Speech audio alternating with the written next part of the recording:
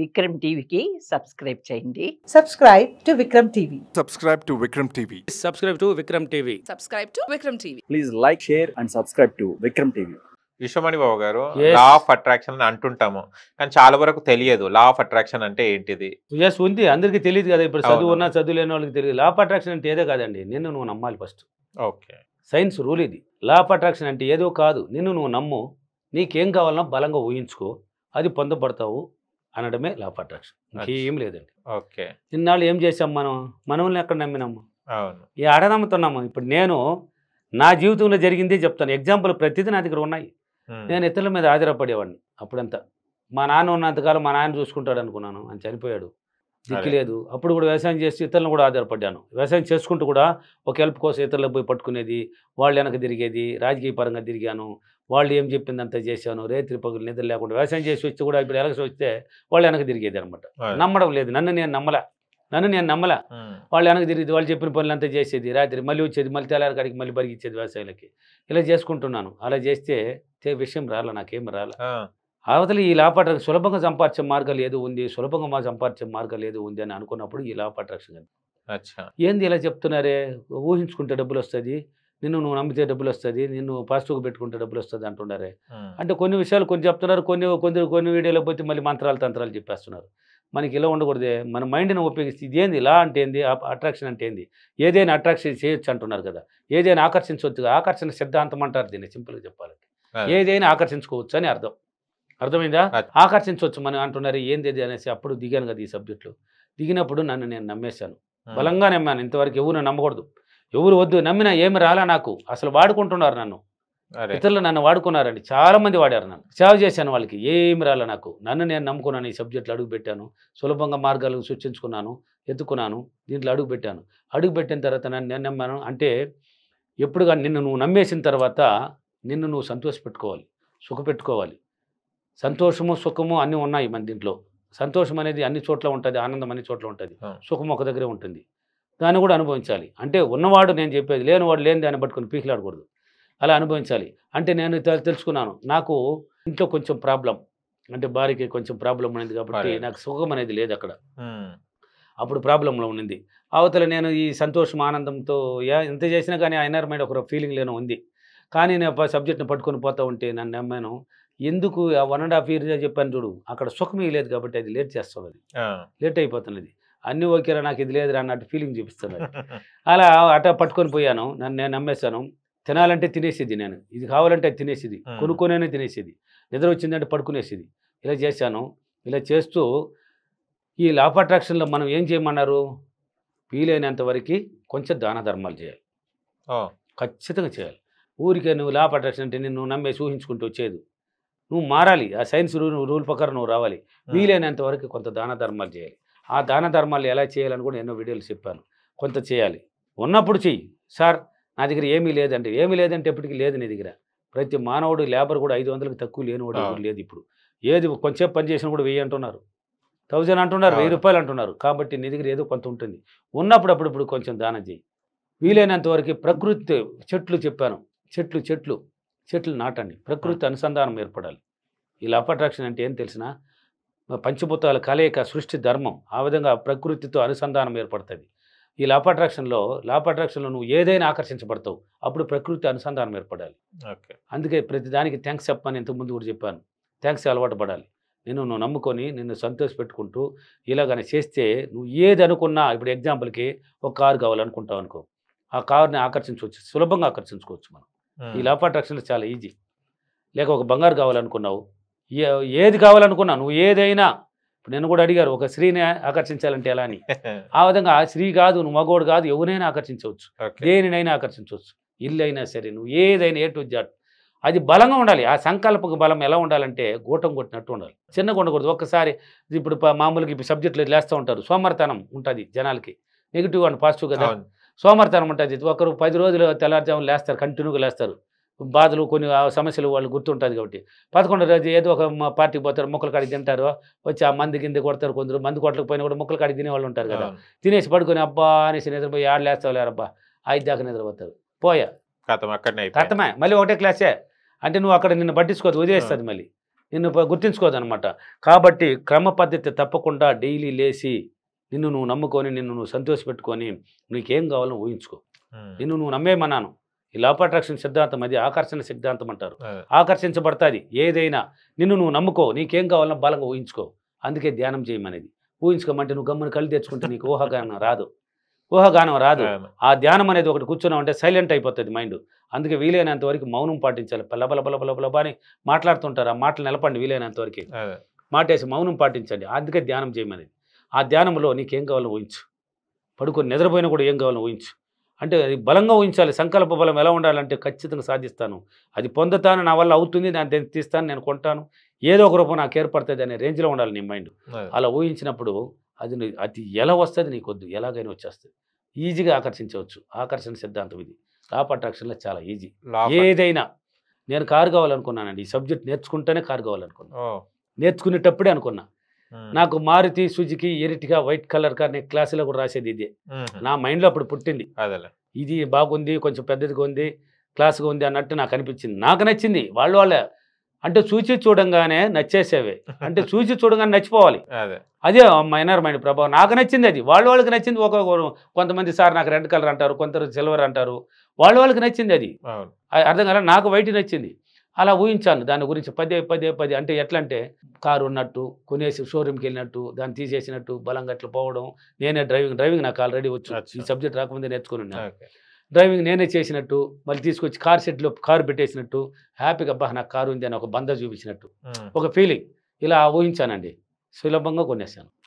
చాలా సులభంగా కొన్నాను. అంటే ఆకర్షించబడుతుంది. నీ మైండ్ ఎప్పుడైతే పాజిటివ్గా వస్తుందో దీనికంతా కారణం మెయిన్ నెంబర్ 1. మైండ్ నెగిటివ్లో ఉంటే నువ్వు ఏది ఆకర్షించలేవు. నెగిటివ్లో ఉన్నవాడు ఎటువంటి ఆకర్షణ రాదు. ఆ నెగిటివ్ను పోవడానికే పాడిందే పాడరా పాసిపల్లి దాసులు అనేది వీడియోలో చెప్తుండేది. ఏం పాడాలనేది క్లారిటీ కావాలంటే క్లాస్ అటెంప్ట్ చేయాలి. నా క్లాసులు ఉన్నాయి కదా, హైదరాబాద్, విజయవాడ, రాజమండ్రి, వైజాగ్, అనంతపూర్, కర్నూలు, తిరుపతి, బెంగళూరు, ఒంగోలు కూడా పెడతాను. సిటీలో ఉన్నాయి కదా, ఆ క్లాసులు ఫీడ్బ్యాక్లు కూడా చూడండి. వాటిలో క్లారిటీ ఎలా ఉంటుందంటే నువ్వు అడగాల్సిన అవసరం లేదు. నిద్రలేసి రాత్రి పడుకునే వరకు నువ్వు ఏం చేయాలి మొత్తం నేర్పించబడుతుంది. అప్పుడు ఆకర్షించబడతావు. వీడియోలు చూసి పట్టిన వాళ్ళు చాలా మంది ఉన్నారండి, బోలెడు మంది ఉన్నారు. పట్టేసి వాళ్ళు కొన్ని విషయాలు మెరాకులు జరిగిన తర్వాత దూసుకొని వచ్చేస్తారు నా దగ్గరికి. ఈ వీడియోలు చూసి ఎంత సక్సెస్ అంటే మన క్లాసుకి పోతే ఎలా ఉంటుంది ఆయన దగ్గరికి. అంటే నన్ను తాకడం వల్ల ఏమొస్తున్నదని వాళ్ళ మాటలు వినొచ్చు మీరు. నా ఆశీర్వాదం పెద్దవాళ్ళు కూడా వచ్చి పడిపోతుంటారు, వద్దన్న కూడా నిలవరు. లేదయ్యా నువ్వు నీలో ఒక శక్తి ఉంది నాయన అంటారు పెద్దవాళ్ళు కూడా, వయసులో పెద్దవాళ్ళు కూడా. ఆ శక్తి ఏందని నాకు తెలుసు, వాళ్ళకు కూడా తెలిసిపోయింది. కాబట్టి ఆ ధ్యానంలో పదేగా ఆయన ఊహించినామంటే, పడుకొని నిద్రపోయేటప్పుడు కూడా ఊహించినామంటే అది పొందబడతావు. చాలా సులభంగా పొందవచ్చు. దేనినైనా ఆకర్షించుకోవచ్చు. ఇదే లా ఆఫ్ అట్రాక్షన్. చాలా సింపుల్ అండి. లా ఆఫ్ అట్రాక్షన్లో ఏదైనా ఆకర్షించుకోవచ్చు మనం. అమ్మాయి కావాలన్నా, అబ్బాయి కావాలన్నా, సంతానం కావాలన్నా, భార్య భర్తలు అన్యోన్యత కావాలన్నా, ఒకరిని అడగాల్సిన భార్యను పోయే నాతో మాట్లాడు అవసరమే లేదండి. నువ్వు ఇక్కడ కూర్చొని ఊహించి భార్య వచ్చి ముద్దు పెడతాడు నీకు, భర్త వచ్చి ముద్దు పెడతాడు నీకు, కౌగులించుకుంటాడు. వాడు మైండ్ థాట్స్ మార్చేస్తుంది. నీ యొక్క మైండ్ ఆకర్షించుకుంటుంది, వాడిని ఆకర్షించేస్తుంది వాడిని. మా భర్త అయినా, భార్య అయినా, పిల్లలైనా సరే, ఏదైనా బంధువులైనా సరే, ఎవరినైనా నువ్వు ఎవరి కాళ్ళు పట్టాల్సిన అవసరం. కూర్చొని నువ్వు ఇక్కడ చేయాల్సిన పని చేయి, నీ దగ్గరికి ఆకర్షించబడుతుంది. ఓకే, ఏదైనా ఆకర్షించుకోవచ్చు. ఈ లా ఆఫ్ అట్రాక్షన్లో నువ్వు నమ్మాలి, నీకేం కావాలో బలంగా ఊహించుకోవాలి, అది పొందబడతావు. ఏదైనా ఆకర్షించవచ్చు అని లా ఆఫ్ అట్రాక్షన్. ఓకేనా? ఓకే. ఈరోజు అఫర్మేషన్. నేను ఈ లా ఆఫ్ అట్రాక్షన్లో ప్రతిరోజు క్రమం తప్పకుండా పాడిందే పాడి నాకు కావాల్సింది అన్నీ ఆకర్షించుకున్నందుకు డబ్బులకి, విశ్వానికి చాలా చాలా కృతజ్ఞతలు. Thank you your, thank you Mani. Thank you so much. Thank you Vishwamani Babu గారు. లా ఆఫ్ అట్రాక్షన్ ద్వారా మనం మృత్యువుని జయించగలుగుతామా? లా ఆఫ్ అట్రాక్షన్ ద్వారా జయించవచ్చు. ఏదైనా మళ్ళీ ఏంది జయించవచ్చు అంటే ఎంతవరకు, దానికి ఒక పరిమితి ఉంది. నేను 1000 సంవత్సరాలు జీవించాలంటే అది జరగదు. సృష్టి ఒప్పుకోదు. అక్కడ సృష్టి ధర్మం కూడా ఒకటి ఉంది. ఇప్పుడు సాధులు సన్యాసులు ఉన్నారు కదండి, వాళ్ళు యూనివర్స్ పవర్ అండి. బిచ్చిగాళ్ళు ఉన్నారే, వాళ్ళని తెలియక చాలా మంది తిట్టేస్తుంటారు జనాలు. తిట్టకూడదు వాళ్ళని, బిచ్చిగాళ్ళని అస్సలే తిట్టకూడదు. వాళ్ళు యూనివర్సిటీ లింక్, శక్తిని లింక్ అయిన వాళ్ళు, వాళ్ళంతా బలంగా ఉంటారు. అందుకే బిచ్చిగాళ్ళు ఇంటికి వచ్చినా కానీ డేంజర్ అనమాట. వాళ్ళకి వెంటనే ఏదో ఒకటి ఇవ్వాలి అని చెప్పి కూర్చొని పెట్టకూడదు, నిలబెట్టకూడదు. వాళ్ళనాడు నిలబెట్టినామంటే వాళ్ళు నెగిటివ్ రిలీజ్ చేస్తారు. వాళ్ళకి తెలియకనే మనసులో ఎంతసేపు కాసుకొని నాలాగా బిచ్చిమెత్తినామంటే తెలుస్తుంది నీ పరిస్థితి అని. అంటే వాళ్ళు ఒక పవర్ అనుకుంటే, మళ్ళీ సాధులు సన్యాసులు ఉన్నారు కదా, ధ్యానం ద్వారా గంటల తరబడి ధ్యానాలు చేసుకొని ఆయుష్ ఆరోగ్యాన్ని పెంచుకోవాలంటే ఆయుష్ని పెంచుకోవాలి. మనం పెంచుకోగలుగుతాం. కానీ ఇప్పుడు అనారోగ్యంలో ఉన్నాం అనుకో, దాన్ని ఈజీగా జయించవచ్చు మనం. అది పెద్ద కష్టమే కాదు. ఇప్పుడు అనారోగ్యంలో ఉండి భయం అనేది ఏర్పడింది అంటే చచ్చిపోతాడు, ఆ వాడు అక్కడికి భయానికి చేస్తాడు, వాడు చచ్చిపోతాడు. ఆ భయం వాడిని చంపేస్తుంది అక్కడికి. అవును. అటువంటి వాళ్ళు ఈజీగా బయటపడవచ్చు, మృత్యువుని ఖచ్చితంగా జయించవచ్చు, ఏం డౌటే లేదు దీంట్లో. ఓకే. అనారోగ్యంలో ఉన్న వాళ్ళు ఎవరైనా సరే, లేక మామూలుగా ఆరోగ్యంలో ఉన్న వాళ్ళు ఎవరైనా సరే, ధ్యానం ద్వారా ఏదైనా సాధ్యం. ఫస్ట్ నీ మైండ్ ప్రశాంతతను కోల్పోతుంటుంది, దాన్ని తెచ్చుకోవాలి మనం. మైండ్ పీస్ఫుల్గా అంటే అదే. మైండ్ని ప్రశాంతంగా వచ్చేయాలి. ప్రశాంతంగా రావాలంటే మౌనం పాటించాలి. మౌనం పాటించాలంటే ఓన్లీ ధ్యానం. ధ్యానం ద్వారా అవుతుంది. ఇప్పుడు మనం డబ్బు ధ్యానం అయితే ఒక 21 నిమిషాలు చెప్పాను, లేక హాఫ్ అన్ అవర్. మనకి అంతకు మించిన ధ్యానం సన్యాసి ధ్యానం అంటారు దాన్ని. అంటే అన్నిటిని వదిలేస్తుంది అది. నాన్ వెజ్ని కూడా మర్చిపోతాం. నాన్ వెజ్ కాదు అసలు, కుటుంబం కూడా గుర్తుండదు.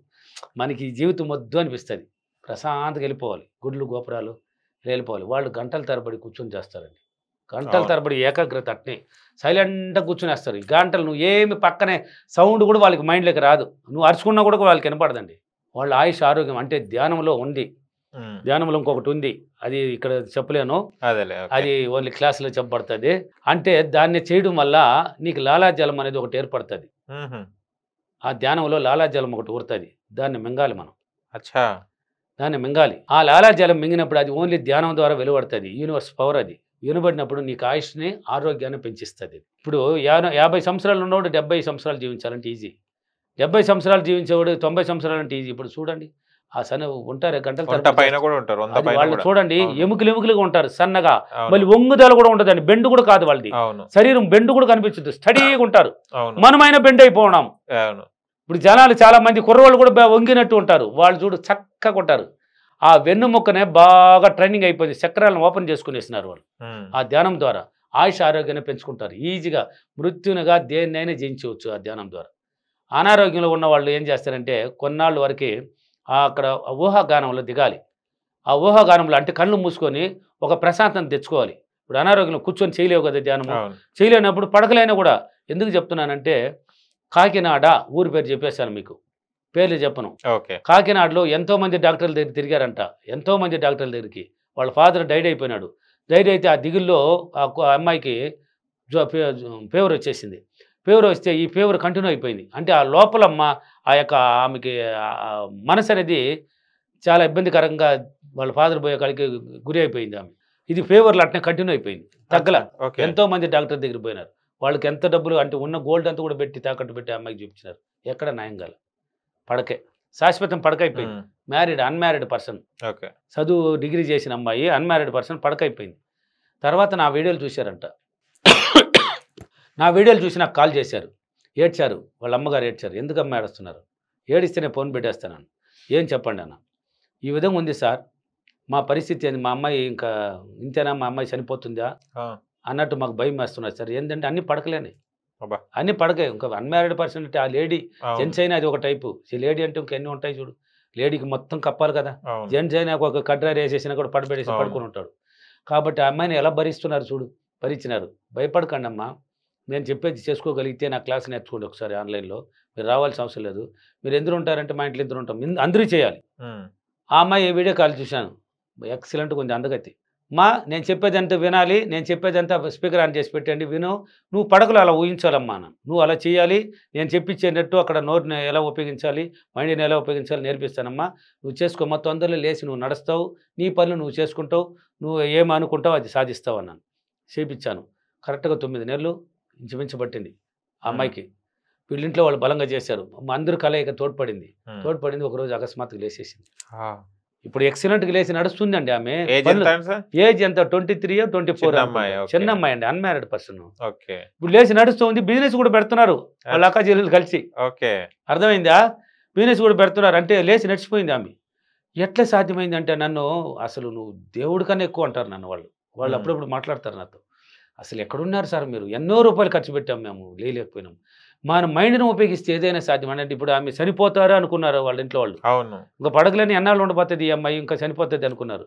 మీరు అనుకుంటున్నారమ్మా చనిపోతుందని. ఆ మరణాన్ని జయించే శక్తి మనలో ఉందమ్మా, ఆ ధ్యానం ద్వారా సాధ్యమవుతుందని నేర్పించాను. ఇప్పుడు లేచి అమ్మాయి ఎలా నడుస్తుంది, బిజినెస్ కూడా పెడుతున్నారు. అంటే వేరే ఉద్యోగానికి పోవాలనుకున్నారంట, వద్దు, ఒకరి దగ్గరికి ఎందుకు ఉద్యోగం పోయి మనమే పెట్టుకుందాం అనేసి వాళ్ళు కలిసి ఇంట్లో చేసుకోవడానికి ఒక బిజినెస్ స్టార్ట్ చేసుకుంటారు. ఇప్పుడు ఆ అమ్మాయి పనులు ఆమె చేసుకుంటున్నది. ఆమె అంటది, ఏడుపు తప్ప వేరే రాదు నన్ను చూస్తే, కంట్లో నీళ్ళు వచ్చేస్తాయి, నన్ను కాపాడిన మహానుభావుడు అంటది.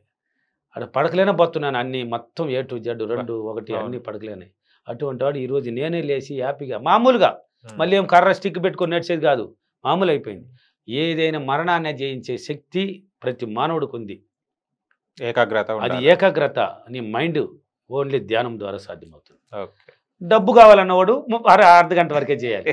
మళ్ళీ ఆ ధ్యానంలోకి వెళ్ళినారంటే మనల్ని మర్చిపోయి కుటుంబం, నాన్ వెజ్ అన్ని అంటుడు ముట్టుడులు అన్నీ చూసుకుంటుంది, అది తీసుకుంటుంది, అదే. పక్కన పెట్టేస్తుంది అన్నిటి ఇది ఎంతో మనకి వద్దని. ఓకే. ఏకాగ్రతను తీసుకునేస్తుంది. ప్రశాంతతను కోల్పోకుండా ప్రశాంత కోసం ఎదుగుతుంది ఆ మైండ్.